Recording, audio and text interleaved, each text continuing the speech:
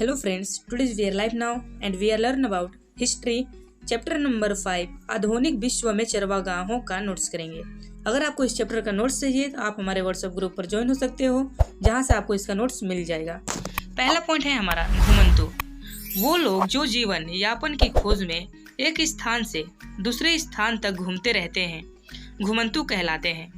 मतलब ऐसे लोग जो अपने जीवन जीने की खोज में एक स्थान से दूसरे स्थान तक घूमते रहते हैं उन्हें घुमंतु कहते हैं। सेकेंड पॉइंट है चरवाहा। वह लोग जो मवेशी को पालकर अपना जीवन यापन करते हैं चरवागाह कहलाते हैं।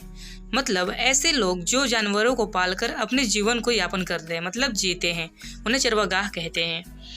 थर्ड पॉइंट है घुमंतु चरवागाह। वह लोग जो अपने मवेशियों के लिए चारे की तलाश में एक स्थान से दूसरे स्थान तक घूमते रहते हैं उन्हें घुमंतु चरवागाह कहते हैं। मतलब कि ऐसे लोग जो अपने जो जानवर से उनके चारे मतलब खाने की तलाश में एक स्थान से दूसरे स्थान तक घूमते रहते हैं उन्हें घुमंतु चरवागाह कहते हैं। अब आता है भाबर।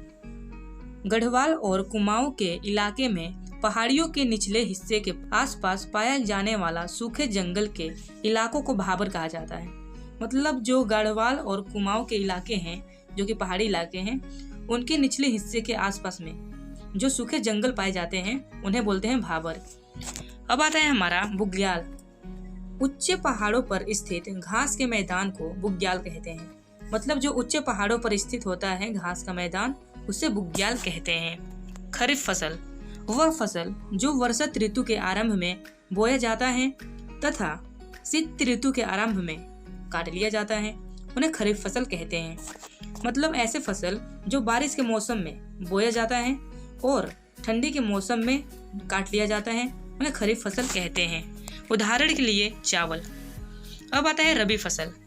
वह फसल जो शीत ऋतु के आरंभ में बोया जाता है तथा ग्रीष्म ऋतु के आरंभ में काट लिया जाता है रबी फसल कहलाते हैं। मतलब ऐसे फसल जो शीत ऋतु के आरंभ में बोए जाते हैं तथा ग्रीष्म मतलब गर्मी के मौसम में काट लिए जाते हैं उन्हें रबी फसल कहते हैं। उदाहरण के लिए गेहूं, दलहन। अब आता है हमारा औपनिवेशिक काल में घुमंतु चरवागाह के जीवन में आए परिवर्तन एवं उनके प्रभाव। औपनिवेशिक काल में मतलब पुराने जमाने में। उपयोगिता मतलब परिवर्तन।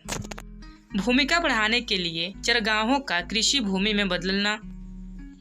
वन कानून के द्वारा वनों का वर्गीकरण। 1871 में अपराधी जनजाति नियम लागू किया गया। बहुत से चरगाह समुदायों को अपराधी समुदाय घोषित किया। मतलब 1871 में अपराधी जनजाति नियम लागू किया गया था, उसमें चरगाहों के समुदाय को अपराधी समुदाय घोषित किया गया। मतलब जो पशु चराने के समुदाय थे उनको अपराधी घोषित कर दिया गया। फोर्थ पॉइंट है आमदनी बढ़ाने के लिए भूमि, नहर, नमक, व्यापार, यहाँ तक कि जानवरों पर भी टैक्स लगा दिया गया। मतलब कि ये लोग जो है अपना आमदनी को बढ़ाने के लिए भूमि पर, नहर पर, नमक पर, व्यापार पे, यहाँ तक कि जानवरों पर भी टैक्स लगा दिए। और इसका प्रभाव क्या पड़ा? मवेशी की संख्या कम होती चली गई और व्यापार और आय कम हो जाना। मतलब जो ये कानून लागू हुआ था अपराधी जनजाति नियम, उसके वजह से और ये टैक्स की वजह से जो मवेशी की संख्या थी वो कम हो गई और इनका आय भी कम हो गया। और स्वतंत्र आवाजाही पर रोक तथा परमिट के बिना आने जाने पर जुर्माना की व्यवस्था। और जो स्वतंत्र आवाजाही थी उस पर रोक लगा दिया गया और परमिट के बिना अंदर किसी को भी जाने से मना कर दिया गया। उन्हें अपराधी घोषित कर दिया गया तथा एक क्षेत्र विशेष में ही उन्हें रहने का निर्देश दिया गया।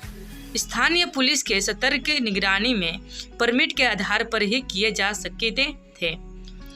फोर्थ पॉइंट है प्रत्येक समूह को मवेशी की संख्या के आधार पर पास जारी किया गया जो उन्हें चरगाहों में घुसने से पहले दिखाना पड़ता था। इस प्रकार टैक्स व्यवस्था ने उनका जीवन और दुर्लभ कर दिया और जो प्रत्येक समूह के मवेशी थे उनकी संख्या जो था उसके आधार पर ही परमिट कार्ड बना और चरगाहों में घुसने से पहले उनको परमिट कार्ड दिखाना पड़ता था और इस प्रकार टैक्स व्यवस्था ने उनका जीवन और दुर्लभ कर दिया, मतलब और जो है मुश्किल भरी कर दिया। अब आता है औपनिवेशिक शासन का चरवागाहों के जीवन पर प्रभाव। मतलब औपनिवेशिक शासन का चरगाहों के जीवन पर क्या प्रभाव पड़ा। पहला था, चरगाहों का इलाका सिकुड़ने लगा। ये जो चेहरा आपको दिख रहा है वो बाय मिस्टेक हो गया है, यहाँ चरगाह होगा। सेकेंड पॉइंट बोल सकते हैं, मवेशियों को सीमित क्षेत्र पर चराना। मतलब जो मवेशी थे, जानवर उनवर, उनको एक सीमित क्षेत्र, मतलब कि आपका 1 किलोमीटर के दायरे में आप चरा सकते हो, ऐसे उन्हें बोल दिया गया। चरवागाहों का स्तर गिरना, इनका जो स्तर था अब गिर गया था, अब कम चराने वाले बच गए थे लोग।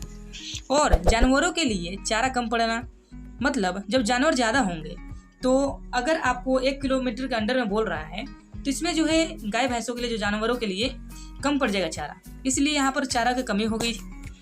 कमजोर और होकर जानवर बड़ी संख्या में मरने लगे। जब उन्हें खाना नहीं मिलेगा जानवर मरेंगे, जो कि यहाँ पर हुआ था। और इस बदलाव का सामना मवेशियों ने कैसे किया? जानवरों की संख्या कम कर दी, नए चरगाह की खोज, जमीन खरीदकर बसना एवं कृषि कार्य करना। और कुछ चरवाही छोड़कर मजदूरी करने लगे, और जो कुछ लोग थे वो चरवाही छोड़कर अपने मजदूरी करने लगे।